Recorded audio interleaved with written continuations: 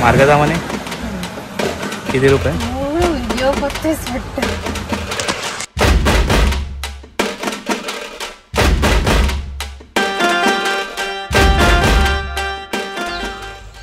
Good morning friends. So आज आपल्याला जायचं आहे मार्गदामनच्या मंदिरामध्ये. तर त्याआधी नाश्ता करूया. थोडंसं दुकानात चाललो आहे, काही सामान आणायचं आहे. आणि आज हे जे गवत वाढलेलं आहे ते साफ करायला पण काही माणसं येणार आहेत. सो ते पण साफ करून घ्यायचं आहे. तर चला आता दुकानात जाऊया. दही आणायचं आहे आणि थोडी फुलं आणायची आहेत पूजेसाठी. So let's go.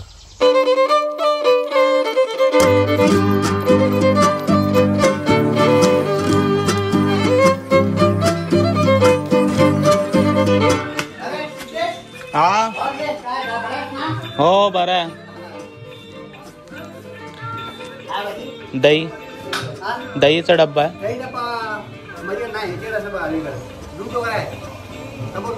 हा हा हा.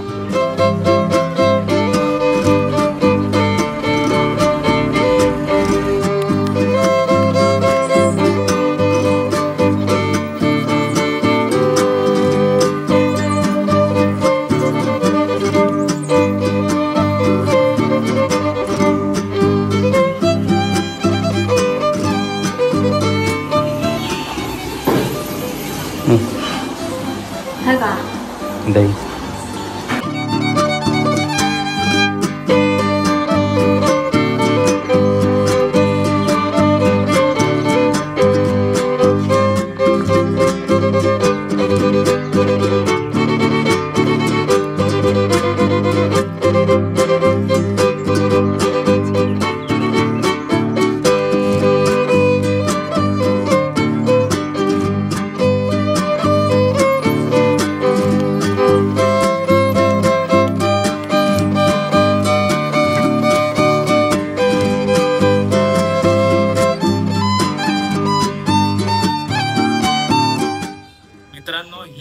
गावाकडची सकाळ.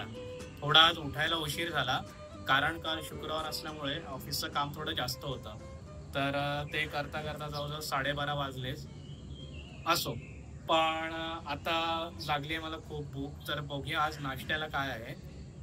A few moments later.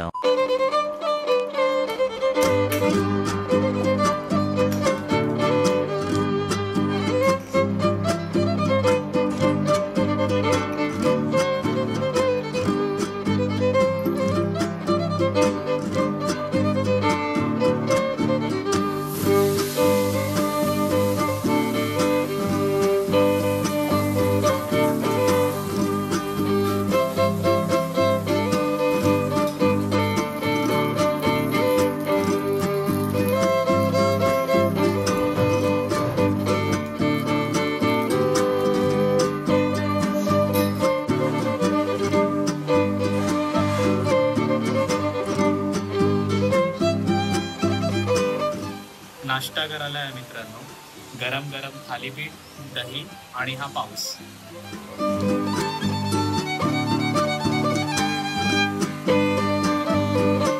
तर आपला दही आणि थालीपीठ असा नाश्ता झालेला आहे. आणि आता आपण थोड्याच वेळात निघू मार्गदामनला. तिथे मंदिरात जाऊ. मंदिरातून गेल्यावर थोडंफार काय आपल्याला खरेदी करायची आहे.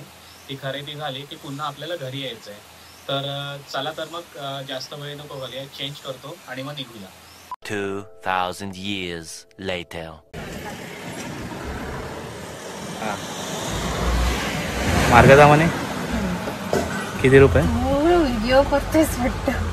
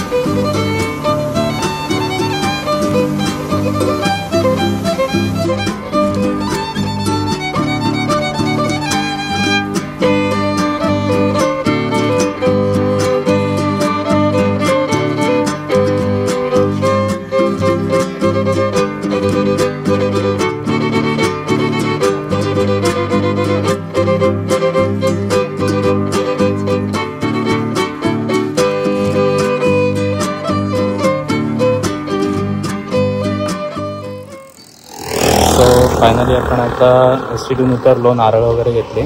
आता इथून थोडंफार चालत जायचं मंदिरामध्ये. सो फायनली आपण मंदिराजवळ आलेलो आहोत. हा आहे पद्मावती देवी मंदिर प्रवेशद्वार.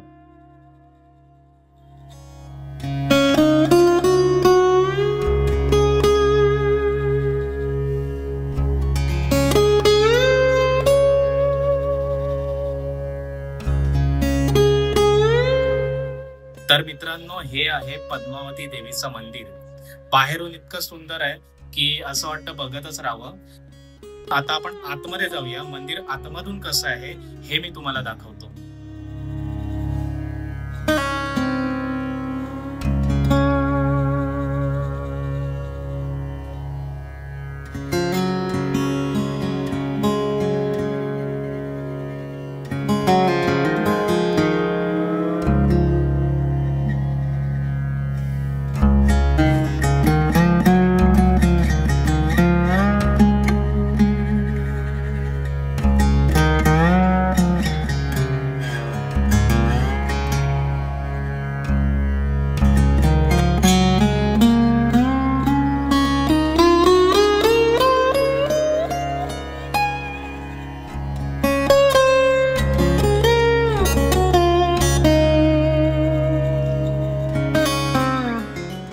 तर मित्रांनो, आपलं आता मंदिर बघून झालेलं आहे.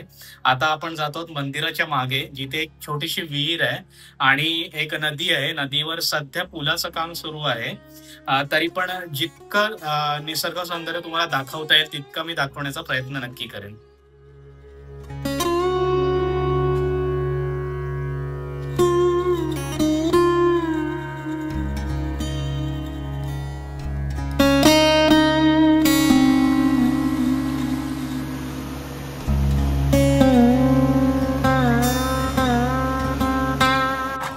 सो फायनली आम्ही आता मंदिरातून आलेलो आहोत. आता जायचं आम्ही बाजारात शॉपिंग करायला. दुपारचे 12 वाजलेत आणि आम्ही शॉपिंग करत आहोत. तर आता आपण आलेलो आहोत मार्गतामनच्या बाजारपेठेत. इथे शॉपिंग ॲज नाही, पण घरातल्या लागणाऱ्या ज्या वस्तू आहेत, म्हणजे नारळ, सुकं खोबरं, अशा काही वस्तू घ्यायच्या आहेत. तर इथे बघूया आता खोबरं कसं आहे ते. आता आपण ज्या दुकानात गेलेलो तिथे खोबरं आहे 360 ने, आणि आधी ज्या दुकानातून आपण नारळ घेतला तिथे खोबरं आहे 260 ने. जवळजवळ 100 रुपीजचा डिफरन्स आहे. तरी सुद्धा इथे अजून एक दुकान आहे जे श्यामलीला माहिती आहे. सो तिथे जाऊन विचारूया कसं आहे खोबरं. जर तिथे स्वस्त वाटलं तर तिथे घ्यायचं, नाही तर पुन्हा आपण त्याच दुकानात जाऊन खोबरं घेऊन यायचं. अरे मुझे चक्कर आने लग गया अब.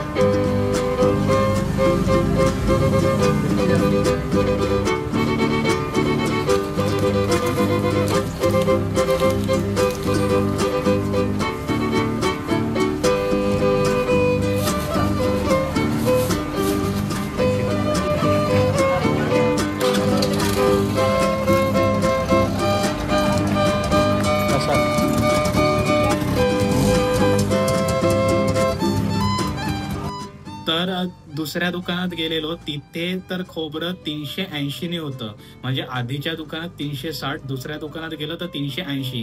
म्हणजे जसं जसं पुढे गेलो तसं भाव वाढतच गेले. सो आता ठरवलं की जिथे जे वरती दुकान होतं तिथेच आपण जाऊन खोबरं घ्यायचं. तिथे 260 ने आहे.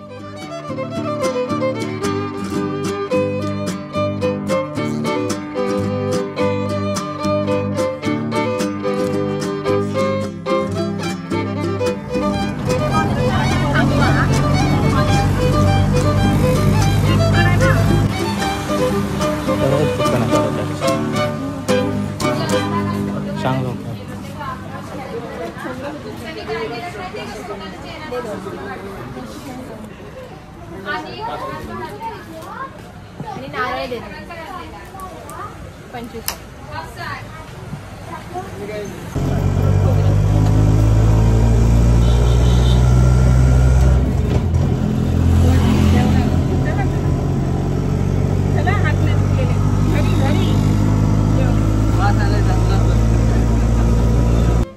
फायनली मित्रांनो घरी आलेलो आहे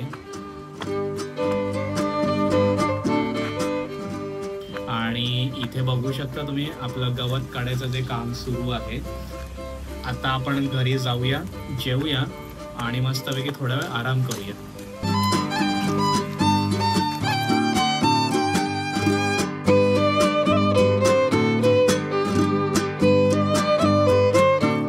फायनली मित्रांनो जेवण झालेलं आहे. अख्खा मसूरची आमटी, भात आणि वडा असं छानपैकी जेवण होतं आणि आता थोडासा आराम करतो. आणि संध्याकाळी विचार चालू आहे बाहेर जायचा. श्यामली आणि मी जाणार आहोत. तर जमलंच तर नक्की ब्लॉग शूट करू आणि आजचा हा ब्लॉग मी इथेच संपवतो. जर का तुम्हाला व्हिडिओ आवडला असेल तर नक्की लाईक करा, शेअर करा आणि सबस्क्राईब करा.